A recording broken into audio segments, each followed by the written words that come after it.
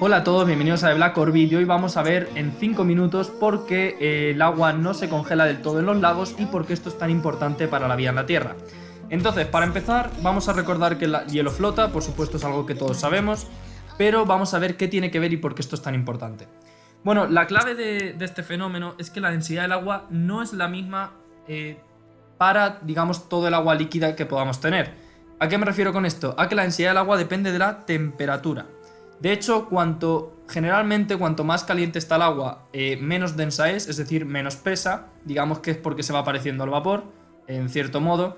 Y conforme está más fría, se va pareciendo al hielo, pero sin embargo suele ser más densa a menor temperatura que a mayor. Pero en el caso del agua ocurre una cosa muy curiosa. Aquí he dibujado un gráfico en el que tenemos, en este eje tenemos la temperatura del agua, desde 0 grados hasta 36. Solo he dibujado esto porque es la parte que nos interesa, realmente el gráfico pues sigue para más temperaturas. Y aquí, de menor a mayor, he dibujado la densidad del agua. La mayor ya sabemos que es 1 kilogramo por litro, y en este caso el valor más pequeño que se cumple para los valores que están en esta recta sería, 0,994 kilogramos por litro, o sea, muy parecido, pero un poquito menos.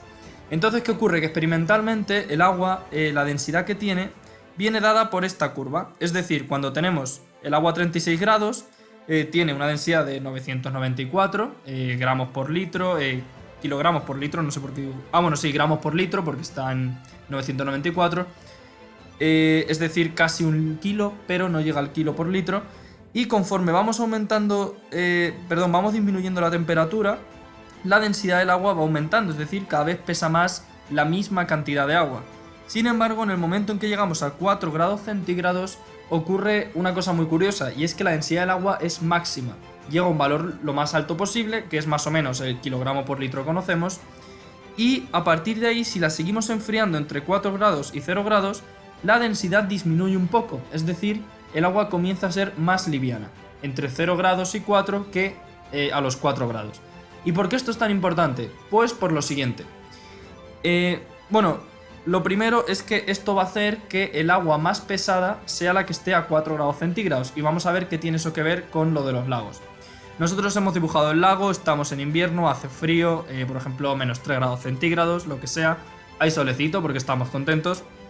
Y vale, el agua que está arriba, el agua que está en esta zona se comienza a enfriar porque está en contacto con el exterior, que está a una temperatura menor que 0 grados.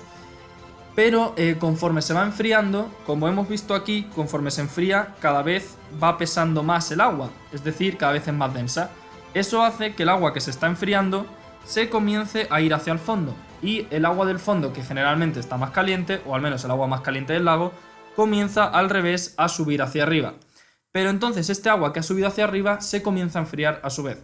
Y por tanto, al final, después de un tiempo, voy a dibujarlo aquí como refiriéndome a que pasó un tiempo, volverá a enfriarse lo suficiente como para volver a irse hacia el fondo y que siga subiendo agua nueva más caliente.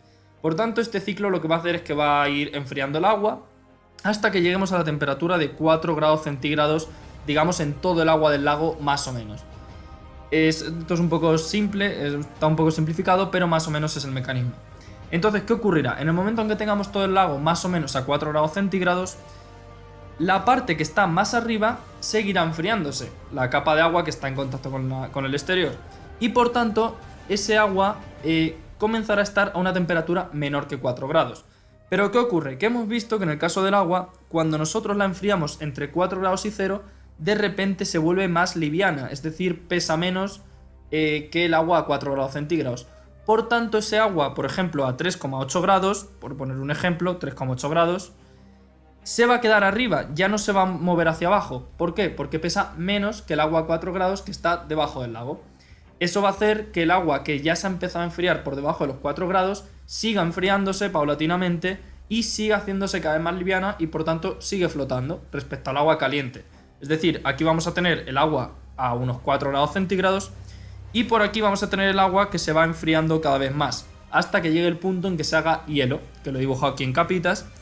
Y puede que ese hielo probablemente se hará más grueso dependiendo del frío que haga, porque por supuesto va a congelar más agua, pero el hielo a su vez actúa de aislante térmico y por tanto con ello impide que, o sea, digamos que ayuda a que no todo el lago se congele, excepto que tengamos temperaturas extremadamente bajas. Y por tanto, ¿qué consecuencias tiene esto?